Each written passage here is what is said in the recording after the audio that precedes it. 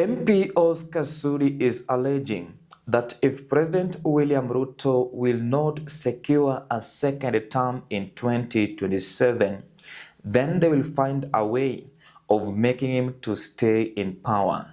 Let us listen to him speaking before we proceed. Watu ya kutisha hawako sahihi area. Mungoje hapo mbele ndio mpata watu ya kutisha. Hiyo maneno ya kusema sijui must go, hakuna kwenye tunaenda. Na msikie vizuri. Na nataka nirudie hapa. Hii Kenya hakuna rais ameenda kwa miaka 5. Kwani huyu ndiye atakuwa wa kwanza? Kama tunafanya nini? Kama tumelala wapi? Kama nini imefanyika? Kwani hii Kenya ni yenu?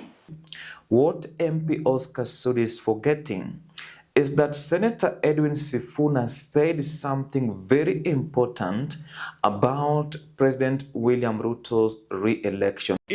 Those comments are coming from a place of fear. Now they're afraid that time has run out. They know the government is extremely unpopular. They can't see anything in the horizon that they can do to reverse the fortunes of the government in 2027. They are speaking from a place of fear. It is only an animal that is afraid, that wants to attack people and threaten people, and it's showing its teeth, our claws. Oh, so we will do this, we will bring back 24 years. In which country? This is not 1980.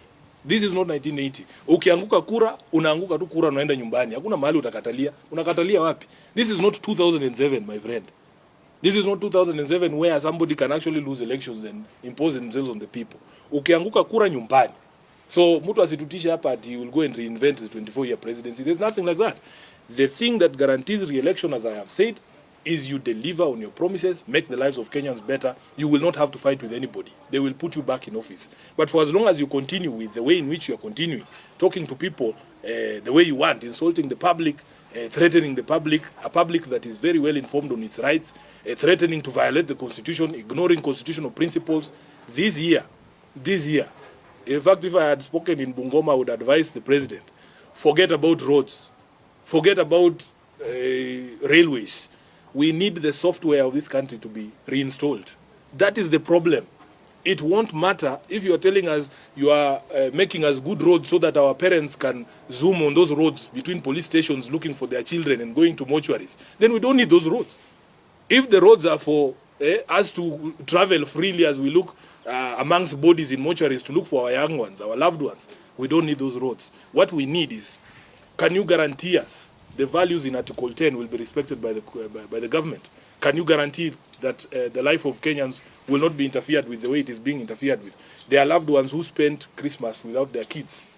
There are families that spend Christmas without their kids. So even if you tell that person that you have dualized Malaba to Mombasa, what are you telling that person? So that they can go and fetch their children from the quarries and the rivers. We don't want that. We want you to work on the software of the country. Please, let us respect the country. Those are two different ideas. Senator Edwin Sifuna is painting a clear picture of what is happening on the ground regarding President William Ruto's re-election in 2027.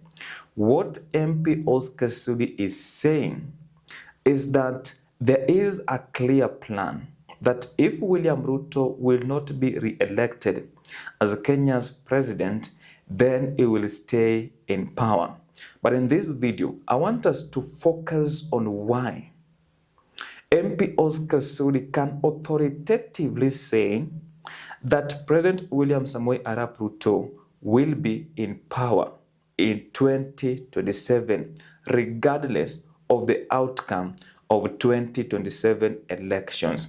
But before we do that, in case this is your first time, kindly support us by subscribing and turning on the notifications bell. We are on a mission to 6,000 subscribers and we can't hit 6K without you subscribing. Thank you.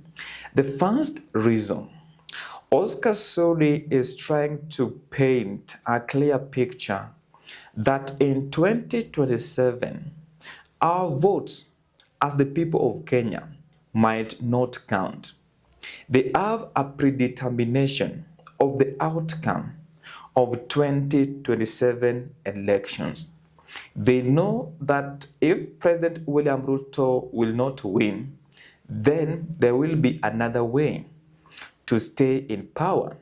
And Kenyans are worried because that is not a light statement coming from a leader within United Democratic Alliance, a party whose leader is the President of the Republic of Kenya, William Samoei Arap Ruto.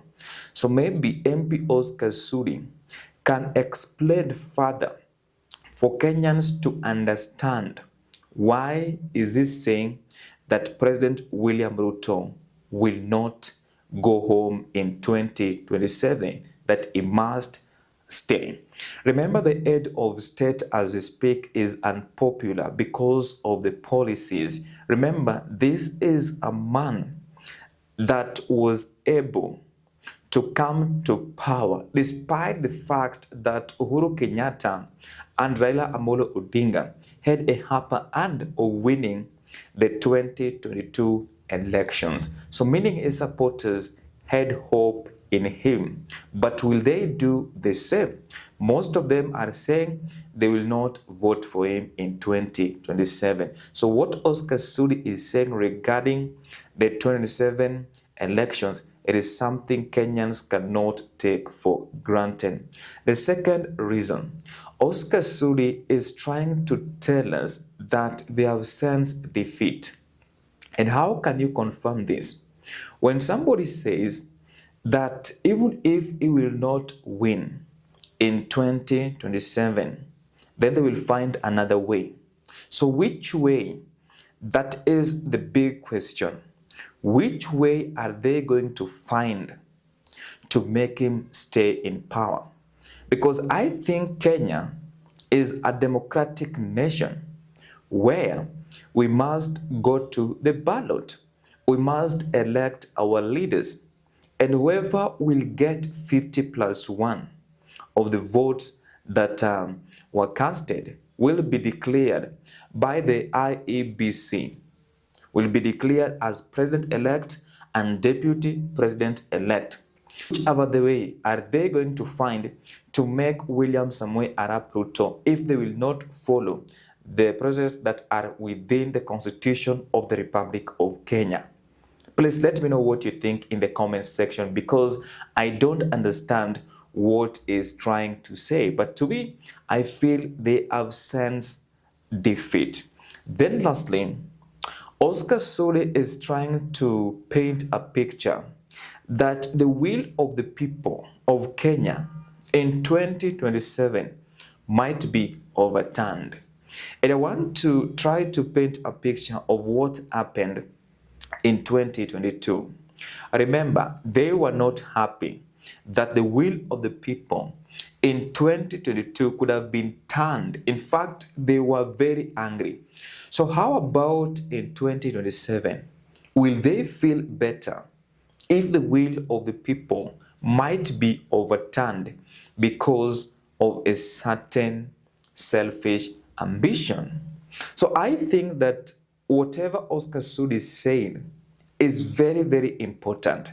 Kenyans must take it into consideration and synthesize this information before it is too late. Anyway, that is just my opinion. In case you have any counter opinion, feel free to share in the comments section. Now, I promised at the end of my videos to carry out civic education. The first thing you need to do is to register as a voter. Once you register as a voter, you can participate in 2 elections. 1, by-elections. 2, general elections. Number 2, you need to demonetize politics as soon as possible. And allow me to explain this point. The reason as to why you have to demonetize politics is because we want leaders of high integrity, leaders that will not be corrupt, leaders that will not steal public funds, and they can find many ways of stealing public funds. It can be either through NGCDF, it can be either through signing contracts with the same government, and it can also be either through other means that most of us will not understand. So once you get someone who pays you to vote for them in elections, just know this person is going to find a way of recovering back their money. So demonetize politics as soon as possible. Lastly, remember to vote for a policy. Vote for someone who has got a policy. Vote for someone who has got a vision. Don't vote for someone who is visionless, because at the end of 5 years, remember, your ward, constituency, county, and even in the country will be lagging behind in terms of development because of the type of leaders we will elect. Anyway, bye for now. I will see you in the next video.